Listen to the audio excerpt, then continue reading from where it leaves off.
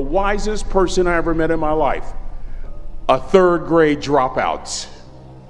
That third grade dropout, the wisest person I ever met in my life, who taught me to combine knowledge and wisdom to make an impact, was my father.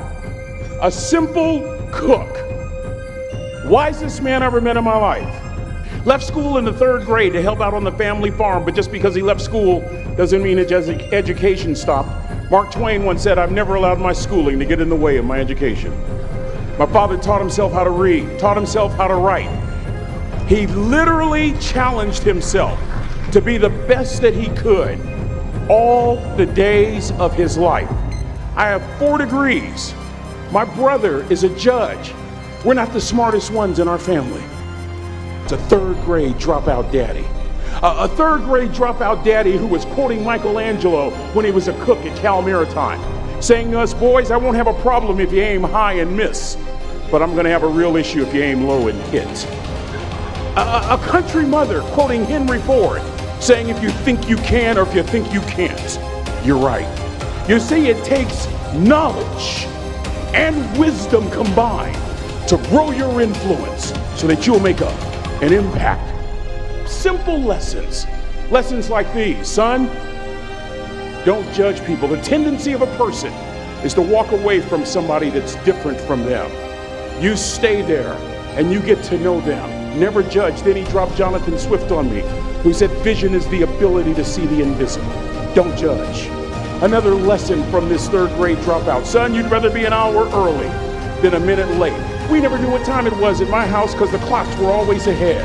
Aristotle said you are what you repeatedly do. Therefore, excellence ought to be a habit, not an act. Don't ever forget that. I know you're tough. I know you're seaworthy, but always remember to be kind. Always. Don't ever forget that. Next lesson. Son, make sure your servant's towel is bigger than your ego. Ego is the anesthesia that deadens the pain of stupidity. Pride is the burden of a foolish person. You'll never be a great shipmate. You'll never be a great executive. You'll never be a great teammate. It's all about you. Final lesson.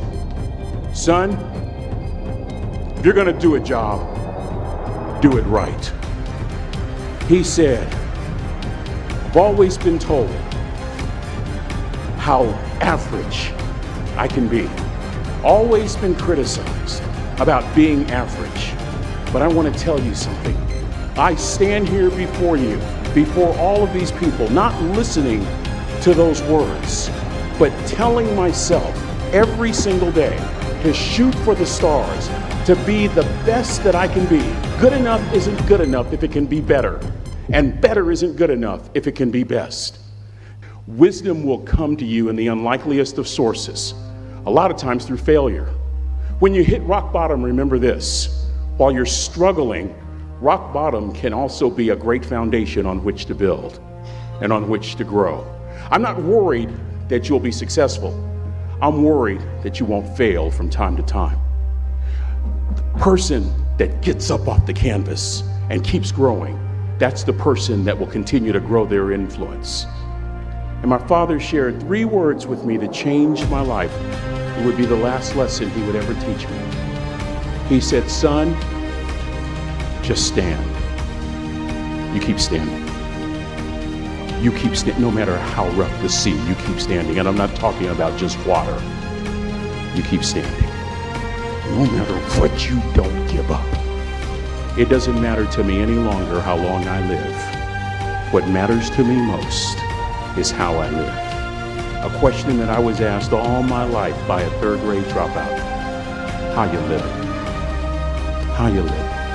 Every day ask yourself that question, how you living?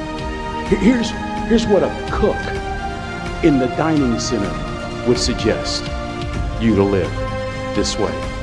That you would not judge, that you would show up early, that you'd be kind, that you'd make sure that that servant's towel is huge and used. That if you're going to do something, you do it the right way. That it's never wrong to do the right thing. That how you do anything is how you do everything.